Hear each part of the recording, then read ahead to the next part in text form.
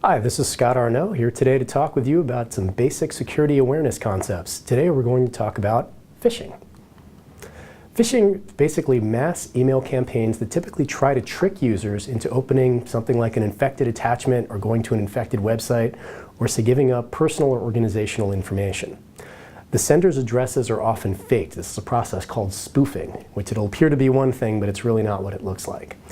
Frequently, these are designed to look like an urgent message of some sort. It might be something like your bank account's about to be closed, or some important delivery wasn't sent on time, or a follow-up on an alleged invoice. The whole idea here is to get you to take action by clicking on the infected link or opening up the infected attachment. Generally, the approach used by the attackers is kind of scattershot. For example, the security vendor Cybersecurity Partners in the UK noted that there were 156 million phishing emails sent every single day. And also, the Anti-Phishing Working Group noted that there was a 250% jump in the number of phishing websites it observed between October 2015 and March of 2016. That's not a lot of time, so the numbers are jumping rather rapidly.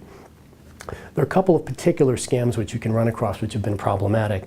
One which has been troublesome in recent times is what's called the W-2 scam.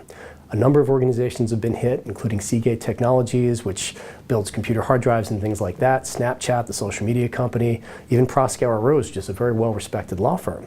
And those scams are generally used to trick employees into sending out, as you guessed from the name, the W-2 forms for employees out to an attacker who's pretending to be a superior at the firm. Now, one thing to realize, when you're looking at anything like this, anytime you get an unsolicited email from a bank, anything like that, basically assume it's a fraud. Never assume your bank is sending you an unexpected piece of email wanting something for no good reason. And if you are at all concerned that, oh, well, maybe this one is legit, contact them. Just contact them directly. Use the phone number you'll get through the official website or one that you already have elsewhere, not anything you see in the email itself, because those can certainly be faked as well, or simply visit an office or branch or whatever else. And also, one thing to realize, if you're on a laptop or desktop computer, you can always hover over a link with the cursor for your computer, which will tell you where it actually goes as opposed to what's represented. The actual destination for that will appear in the lower left of the screen. Now, one other variation that shows up with phishing is something called spear phishing. That's somewhat like phishing, but it's personalized to the recipient. Often it appears to come from someone you know, and there will be details in there that make it look legitimate.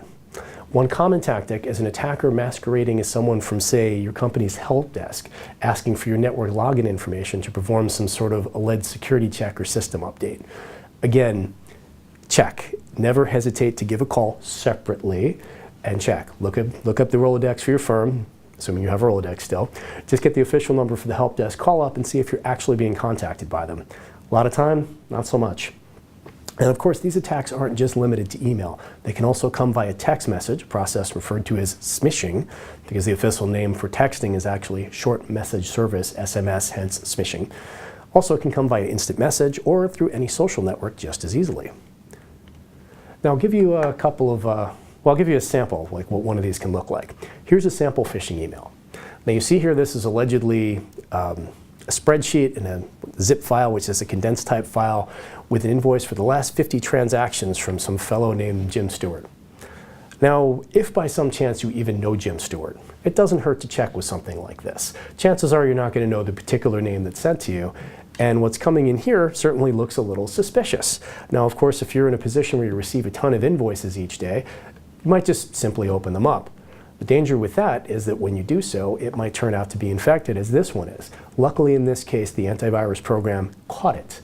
That doesn't always happen, so make sure you know what you're opening before you actually open an attachment. Now, another related problem is something called the business email compromise scam, sometimes called the BEC scam. What that effectively is wire transfer fraud involving either fake vendors or attackers masquerading as senior firm or company personnel. It'll typically target employees who handle financial transactions. And it can be something like a direct request from a senior official at your organization to, say, wire out funds, or it can be a vendor updating, so to speak, the wire transfer info you normally use to pay off invoices for them. This type of attack tends to be very well researched, and it will look and sound legitimate. BEC scams can include email spoofing, which again is the whole fake trickery where it doesn't appear to come from who it's actually coming from. There can also be full fake websites and even complete online conversations back and forth with scammers impersonating the senior personnel of these vendors. The attackers can also use other types of what are called social engineering attacks, basically to trick people in your organization into giving them information which they'll then use against you, your organization's own website, news reports, and even social media to get the information needed to make those BEC messages look genuine. You know, the right employee titles, the correct relevant business news, that kind of thing. And how bad can one of these get? Well, in 2016, an Austrian aircraft parts manufacturer called FACC fired its CEO after an attacker, posing as him, tricked an employee into wiring out $56 million, which was nearly 10% of the company's annual revenues. And he had been the chief executive for 17 years. Now, one other variant on this that's been showing up more lately is the targeting of home buyers through real estate transactions. While this may not necessarily impact your business, it's just something to keep an eye out for. The attackers in that case will often pose as a seller's attorney and will quote-unquote update the wire transfer information again.